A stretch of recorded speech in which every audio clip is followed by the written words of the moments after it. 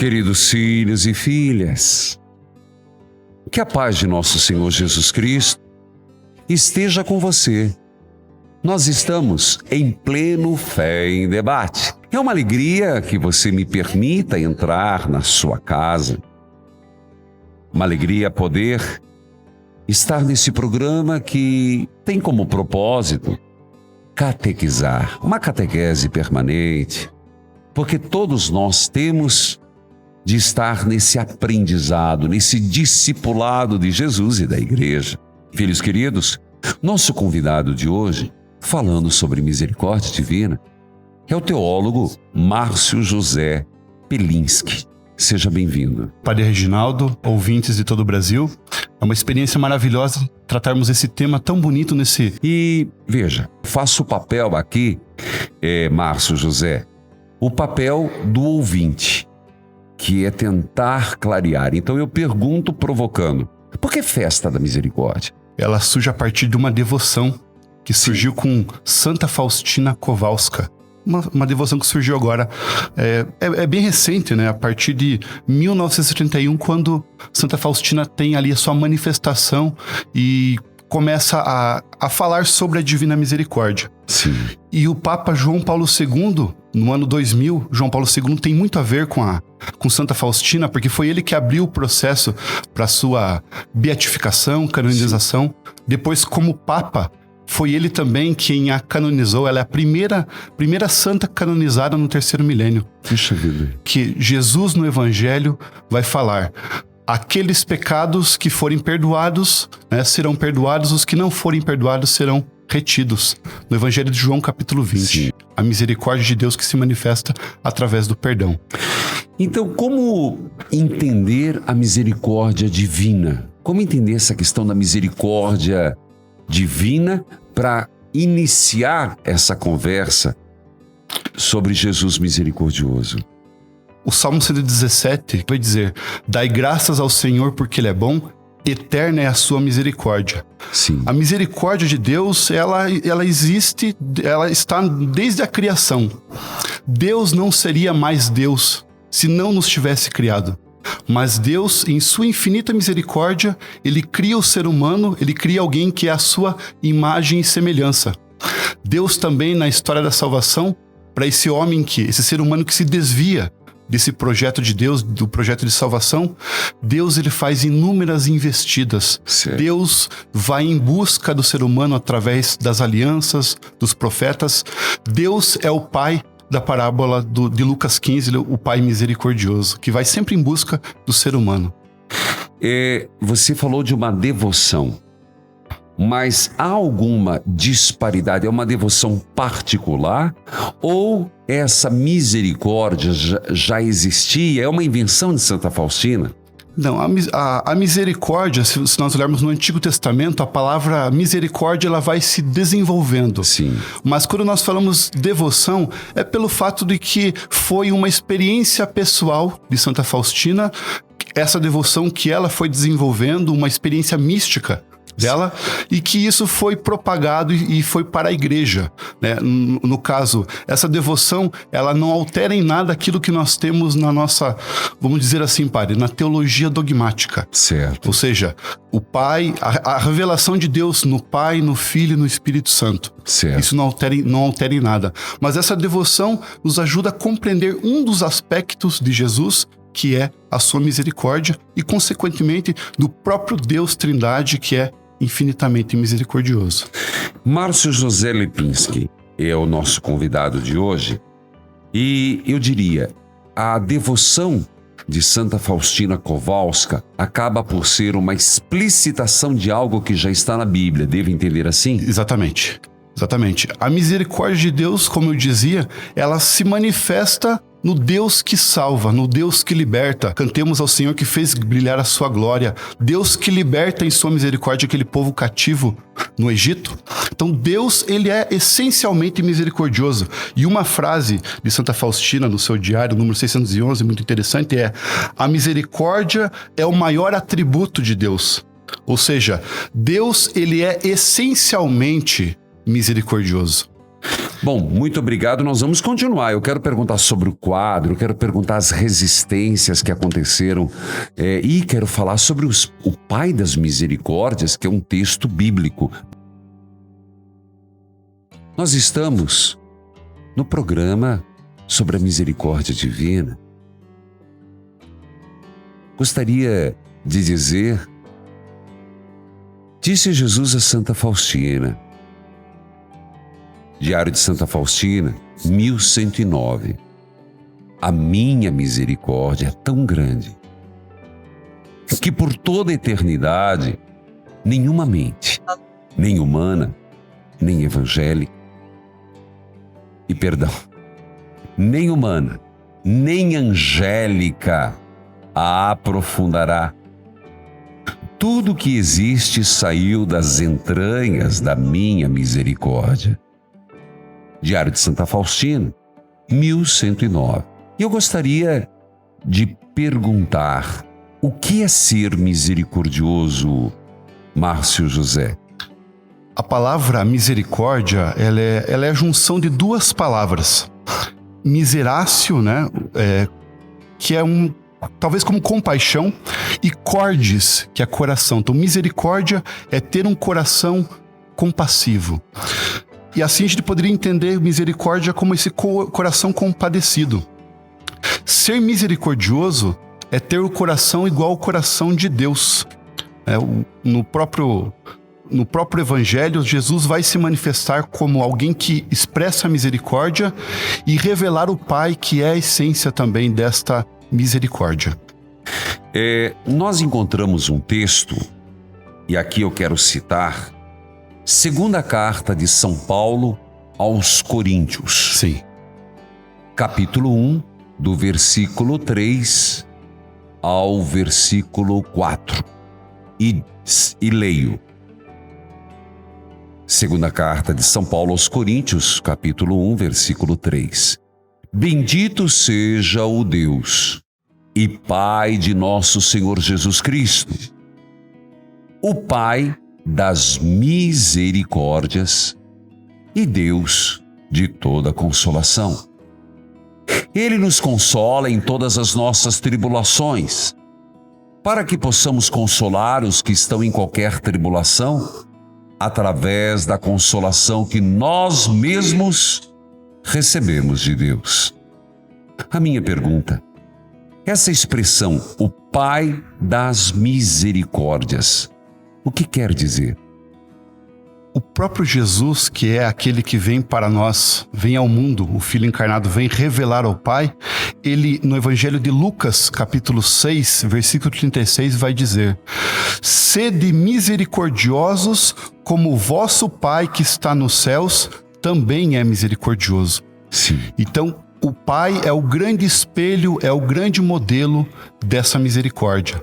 E Jesus, ele vai encarnar, ou seja, vai realizar essa misericórdia de Deus. Então, o Pai é misericordioso e o Filho é misericordioso.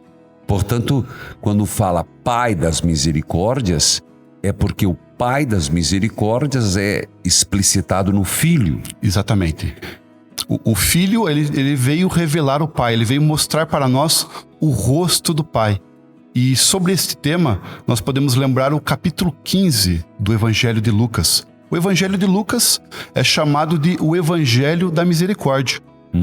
Porque ele tem esse versículo, capítulo 6, versículo 36, que eu acabei de citar, sobre o Pai misericordioso. Sim. Temos também aquela parábola do bom samaritano. Sim. O Lucas capítulo 15, que são as 3 parábolas, a moeda, a ovelha e o filho pródigo. Certo. E depois, capítulo 19, Zaqueu. Mas falando sobre a parábola do filho pródigo, ou como nós podemos chamar de a parábola do Pai misericordioso, ali nós temos a expressão do que é realmente essa misericórdia do Pai. Alguém que dá liberdade para o filho, para cada um de nós, enquanto filhos, mas que espera ansiosamente o nosso retorno, apesar de nossos pecados. Bom, eu pergunto para você, Márcio José Pelinski, teólogo, que está nos ajudando nessa contribuição, Você falava do Pai das Misericórdias, nós falamos, inclusive o texto nos suscita. No quadro de Jesus misericordioso veio a seguinte pergunta. Gostaria de saber o que significa aqueles raios. A pergunta veio pela Mônica. Ok. Obrigado, Mônica, pela pergunta. Esses raios, eles vão recordar que Jesus, na cruz, depois que teve o seu lado perfurado pela lança, saiu do seu lado o sangue e a água. E aqui a gente poderia buscar uma imagem muito bonita, que é bem antiga, que é São João Crisóstomo, Padre Reginaldo. São João Crisóstomo, ele vai fazer essa imagem magnífica, maravilhosa. A gente tem que cada vez mais resgatar os santos padres. Sim. Ele vai dizer assim como lá no pecado, lá no livro do Gênesis, do lado de Adão que adormecia, Deus faz brotar, ele retira da costela Eva. Do lado de Adão adormecido na cruz, o novo Adão, que é o nosso Cristo, surge a nova Eva, que é a igreja. Então, aqueles dois raios, eles recordam para nós a imagem, né, os símbolos do sangue, que é a Eucaristia, o sangue de Cristo, e a água, que é o batismo, os sacramentos que fazem a igreja. E você fez uma busca sapientíssima, que foi na patrística. Poderia repetir, por favor? Exatamente. Eu dizia que São João Crisóstomo, que é um dos nossos primeiros pais da igreja, aqueles teólogos dos primeiros séculos, Sim. Ele falando sobre a igreja, sobre os sacramentos, ele dizia: assim como lá no Jardim do Éden, lá no Antigo Testamento, no livro do Gênesis, do lado de Adão adormecido, Deus faz surgir a sua esposa Eva. No novo jardim, no Monte Calvário, junto com a árvore, né, a nova árvore da vida, do lado de Adão adormecido, o novo Adão que é Jesus Cristo, Deus faz surgir a nova Eva, que é a igreja, através daquele sangue e água que brotam do lado aberto de Jesus. E é esse lado aberto de Jesus que, no Evangelho de amanhã, Tomé irá tocar. Exato. Tomé vai tocar esse lado aberto. E no quadro, quando então nós temos ali o vermelho e o azul dos raios, eles representam, né, o símbolo do lado de Cristo aberto. Dali brota a igreja, dali brotam os sacramentos da Eucaristia e do batismo, a misericórdia infinita.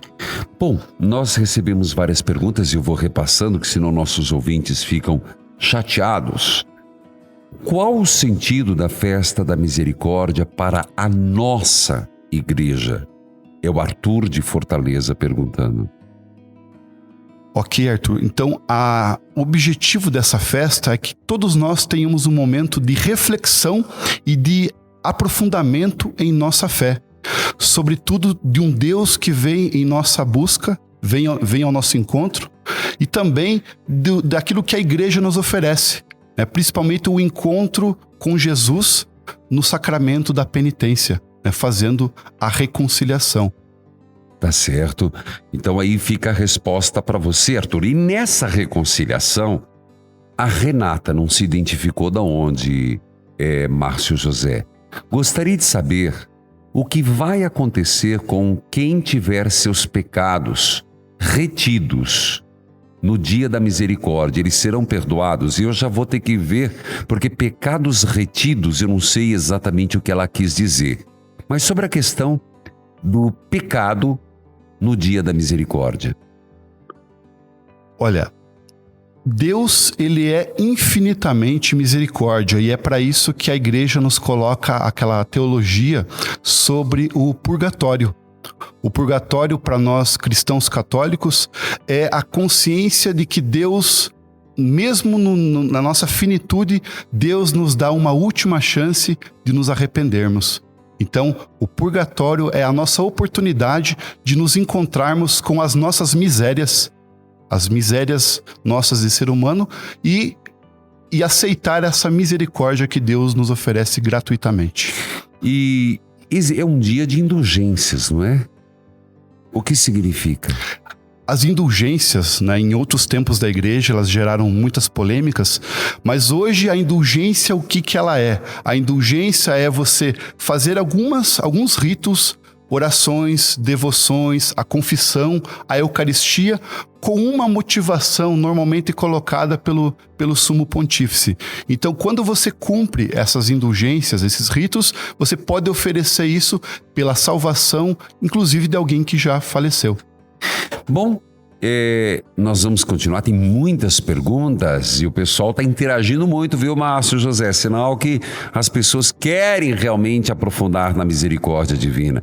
Tem uma pergunta que diz assim: mesmo eu tendo errado muito, Deus tem misericórdia de mim e é capaz de restaurar minha vida? Não se identificou. Ok. Eu vou pegar aqui uma citação do próprio Diário de Santa Faustina, número 1182. Vai dizer o seguinte: escreve que quanto maior a miséria da alma, ou seja, quanto maior as mazelas, as dificuldades, tanto mais direito tem a minha misericórdia. E exorta todas as almas à confiança no inconcebível abismo da minha misericórdia, a sua Sim. infinitude. Porque desejo salvá-las todas, sem exclusão. A fonte da minha misericórdia, aqui vai de encontro com o que a gente conversava, padre. Sim. A fonte da minha misericórdia foi na cruz aberta com a lança para todas as almas, que não exclui ninguém. Não exclui ninguém. Essa exclusão. E aqui tem uma pergunta um tanto teológica, você é teólogo. Como Deus pode ser justo e misericordioso? É uma pergunta que muitas pessoas me fazem, mas antes, eu estou com uma ouvinte, Adriana. Bem, eu sou Padre Reginaldo Mazotti. É um prazer muito grande falar com o senhor. Está ouvindo aí o Fé em Debate, né? Você fala de onde? Eu falo de Nova York. Adriana de Nova York. Ô, Adriana! Ô, padre, é um prazer muito grande falar com o senhor. Prazer todo meu. E eu vejo você no Facebook toda hora nos ajudando a evangelizar. É um prazer enorme. O pessoal que está ouvindo, gente, vamos associar. Vamos ajudar essa obra maravilhosa que ajuda muita gente. Graças a Deus, graças ao Padre Reginaldo Mazotti. Ô, padre, deixa eu fazer uma pergunta rapidinho. Eu sou apaixonada com Jesus misericordioso. A minha pergunta, eu quero saber, é sobre a cor, o azul e o vermelho que sai sobre os raios, né? Aí eu vou ficar escutando a resposta. Tá bom, querida. Um prazer imenso que você tenha ligado. Meu abraço a você. Adriana acabou de fazer a pergunta. Você acabou de responder, mas por favor, mais uma vez. O azul, Adriana, ele nos lembra a água do batismo pela qual todos nós somos lavados, redimidos, recebemos a graça da filiação divina. Certo. E o vermelho, ele nos lembra o sangue, o sacramento da Eucaristia, o sacramento pelo qual todos nós participamos do corpo de Cristo. Muito obrigado, Adriana. Está aí a resposta. Mas aquela pergunta que muita gente faz: como Deus é justo e misericordioso ao mesmo tempo? Para entender um pouco do que é essa justiça, essa misericórdia no olhar de Deus, sim. No Evangelho de São Mateus, nós temos aquela parábola dos trabalhadores na vinha. Certo. Que todos conhecemos aquela parábola em que o patrão sai pela manhã, chama alguns empregados, e esses empregados, ele trata com eles uma moeda. Depois, às 9 da manhã, também uma moeda, meio-dia, e vai pegando os trabalhadores na praça e levando para trabalhar na sua vinha. E ao final desse dia, do dia do pagamento, ele paga a mesma quantia para todos os trabalhadores. Muitas vezes nós não compreendemos essa parábola, né? O senhor até trata sobre essa parábola em seu novo livro. Tentando. Exatamente, mas essa uma moeda de prata, Padre Reginaldo, esse um denário, ele significa a quantia necessária que uma pessoa precisava para viver de uma forma digna durante um dia.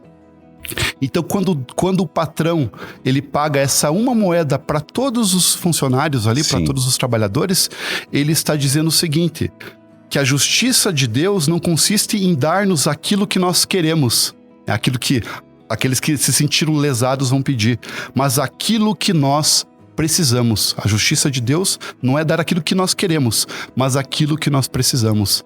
viver dignamente durante aquele um dia. É o exemplo da parábola. O conceito de justiça como castigo e punição, talvez aqui seja o pano de fundo da pergunta, né? Entendo. Você vê essa justiça como punição e castigo? Olha, quando a gente olha tudo aquilo que Deus fez em busca da nossa salvação, todo o carinho, né, o afeto, e Deus vai dizer o seguinte, né, em Isaías 49. Sim. Pode uma mãe que amamenta esquecer de seu filho? Mesmo que isso aconteça, nunca esquecerei de ti. Então Deus, infinitamente, ele vai ao encontro desse ser humano. Deus, ele não é um Deus castigador, punidor. Talvez, né, como eu dizia aqui, o próprio purgatório é essa oportunidade do perdão. Essa oportunidade última do perdão. Não deixa de ser o momento da misericórdia também. Exatamente, mas aquela pessoa que ela não consegue acolher esse amor de Deus, mesmo na sua finitude, mesmo no purgatório, talvez essa pessoa, sim, não experimente dessa misericórdia. Mas aqui nós não saberemos dizer, porque aqui nós estamos falando já da escatologia. É aquilo que acontece após a nossa morte. Se Deus é infinitamente misericordioso, será que alguém não aceita esse Deus, mesmo reconhecendo toda a sua grandeza? Bernadette. Padre, é um prazer falar com o senhor. Estou falando de Brasília. Seja bem-vinda. E qual a sua pergunta? Nossa, estamos muito felizes. É um prazer, tá? Eu queria saber sobre o aborto. No caso, a misericórdia... se ela a pessoa fez uma confissão e teve o perdão, né, através do padre, e como é que funciona nesse caso a misericórdia? Bernadette. A pessoa fica, né? Bernadette, não, vamos devagar.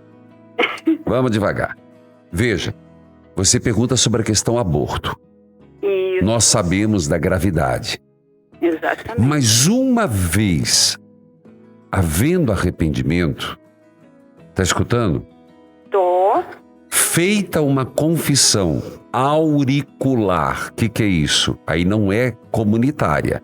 É estar diante do sacerdote, confessar o seu pecado, receber a absolvição, fazer tudo fruto do arrependimento, fazer a penitência, está perdoado, Bernadette. Aqui existe o inimigo é tremendo, porque ele tenta deixar um sentimento de culpa e uma sensação de que é impossível Deus perdoar. Isso não é de Deus, Bernadette.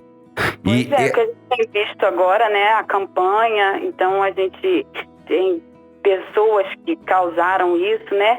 Então, dentro da lei do humano, elas são condenadas, né? Então, é o que a gente está acompanhando na mídia agora. Por isso que eu fiquei, realmente foi bem oportuno para a gente ter essa Exato, dúvida, né? Com certeza, sua pergunta é muito válida. Mas do ponto de vista da misericórdia de Deus, na misericórdia de Deus aqui falando, Deus perdoa, mas eu repito que o inimigo deixa um sentimento de culpa, uma sensação de que não há perdão. Inclusive, foi o desespero de Judas, não acreditando na misericórdia, que se fez enforcar. Então, tem, claro, atos de reparação, que a pessoa, uma vez feito aborto, pode fazer atos de reparação, como penitência, como atos de reparação, dedicar um ato de voluntariado às crianças, dar cestas básicas a creches, isso são todos atos de reparação. Mas eu não sei, Márcio José, por favor, um acréscimo a Bernadette? Acho que o padre colocou muito bem sobre toda a questão daquilo que nós conhecemos como o sentido do sacramento da penitência.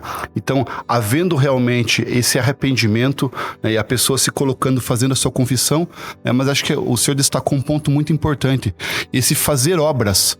E aqui, né, a gente poderia até dizer o seguinte: ela fazendo obras de misericórdia, isso pode ajudá-la a não ficar caindo nessa lembrança e de achar que Deus realmente não a perdoou plenamente.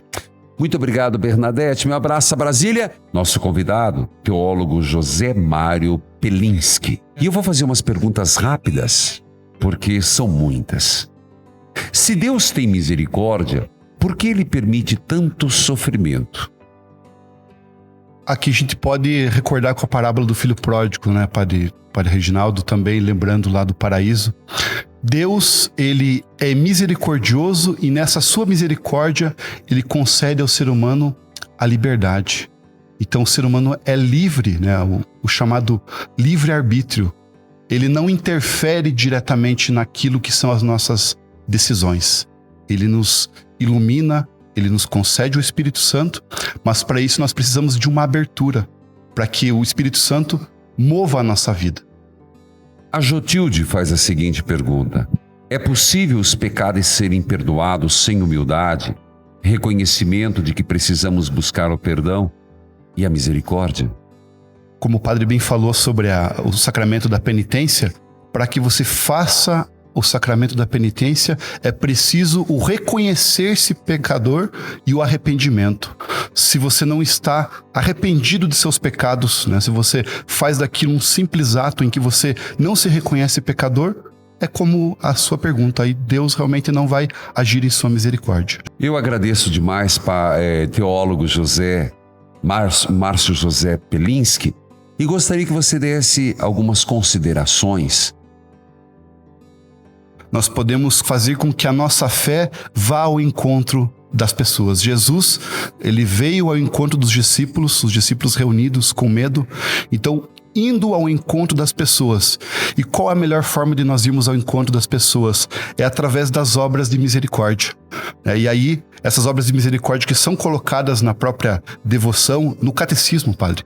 O compêndio do catecismo nos traz isso, que é dar de comer a quem tem fome, dar de beber a quem tem sede, vestir os nus, dar pousada aos peregrinos, assistir, visitar os doentes, visitar os presos, enterrar os mortos, e as obras espirituais, né? Dar o bom conselho, ensinar os ignorantes, corrigir aqueles que erram, né? A famosa correção fraterna, consolar os aflitos, perdoar as injúrias, sofrer com paciência as fraquezas do nosso próximo, ou seja, aquelas pessoas difíceis que convivem conosco, também é um exercício espiritual. Isso é uma atitude de misericórdia, suportá-la, ajudá-la.